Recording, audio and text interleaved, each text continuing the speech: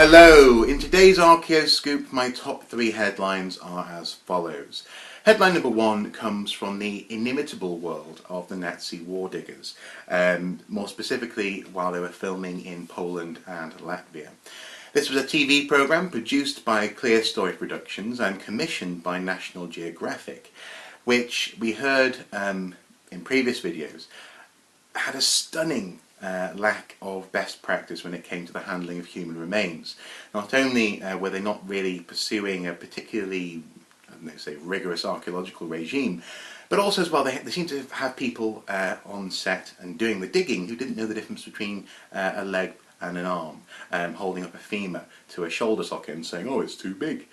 So the lack of ethics, the lack of professionalism was rightly stunning to many people. But this actually is not to do with the handling of human remains. This is actually with regards to handling of ammunition. Recently, more has come from their camp, essentially. It seems that in both Poland and Latvia, they were handling unexploded rounds and munitions in a way which again was highly unprofessional, chucking them into buckets, for example, next to each other, with a complete disregard as to whether or not they were safe. Now, explosives don't, as the article in question says, they don't get better with age. They're not like a fine wine. They become far more likely to explode. They're much less stable. And the way that they seem to be handling these munitions again showed a complete lack of training, possibly a lack of concern in terms of insurance issues, and again is actually promoting the worst possible practice in battlefield archaeology and frankly the recovery of any sort of remains. You need to be aware of the dangers involved. So Nazi war diggers, as far as a case study for inept archaeology, is the gift that keeps on giving. It's just the perfect case study at the moment, and it seems that well, there may even be other revelations on the horizon. So for more on that story, check out headline number 1. It's stunning that the National Geographic were linked with this programme. Anyway, that's headline number 1. Headline number 2 comes from Worcestershire County Council, or as many people often say when they first say the name, Worcestershire, Worcestershire County Council, where archaeologists have confirmed an Iron Age pot with the residue of honey inside. It was found in a place called Tiverton, which is quite a nice name, Tiverton, and it quite rightly got people very excited. Not least because it confirms, obviously, the presence of honey, but also the importance of honey. This pot was actually stuck into the ground at a certain depth, seemingly containing this sweetener.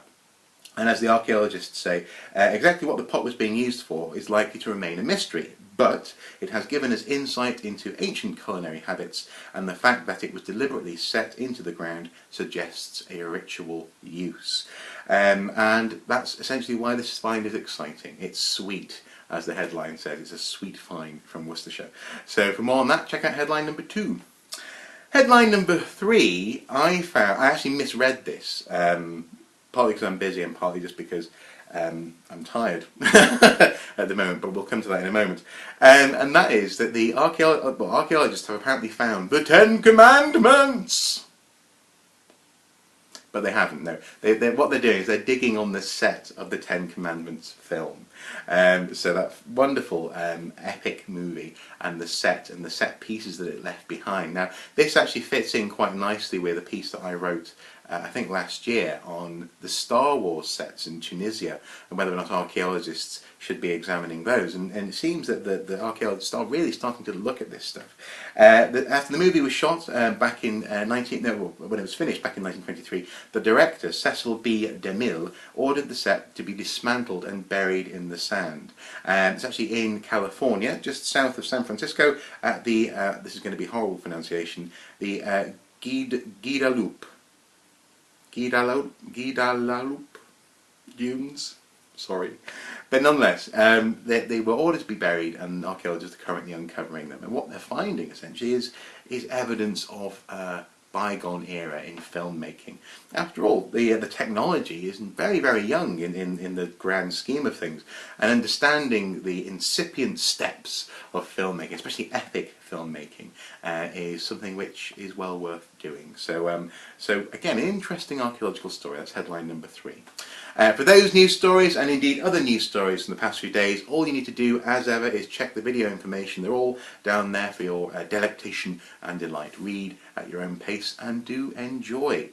Now, why am I busy and tired? Well, this is I suppose, the 4th headline, or the 4th news story, and that is that actually Archaeoscoop Towers is about to move. Yes, at the end of the week, we will be packing up, well, actually we are packing up now, but we'll be moving to a new Archaeoscoop Towers. Indeed, this is the first house that Mrs. Soup and I will be buying.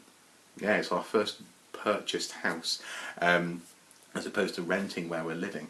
It's perfect. It's going to be absolutely wonderful. Can't wait to move in. Many different features. I won't go into them. You don't want to hear about those. But the best one is actually I will have dedicated office and filming space in the new house. We have enough rooms, bedrooms, but also actually a separate office space as well. Which means that we can accommodate future plans and guests and maybe children. But also crucially, I will have a lovely little office. So. Cannot wait to move in. So that's what I'm up to at the moment. So this time next week we'll be in, actually. We'll be moving over the weekend. It's kind of scary. So lots of packing to do. But nonetheless, we have plans, Reese, Aaron, Liv and I, to do some extra work this week so that we can continue to put videos out over the course of the move. So hopefully you guys won't really notice in terms of output on the YouTube channel. But it's exciting though. This set is going to change. I'm not sure what it's going to look like in the new place, but yeah, this set's days are numbered. Yeah. Anyway, as ever guys, until next time, do take care, do enjoy those news stories, and do wish us luck with the move, because it's always nerve-wracking and stressful packing up, and frankly the amount of books we've got in this house, it's back-breaking work. Nonetheless, do take care, until next time, bye bye.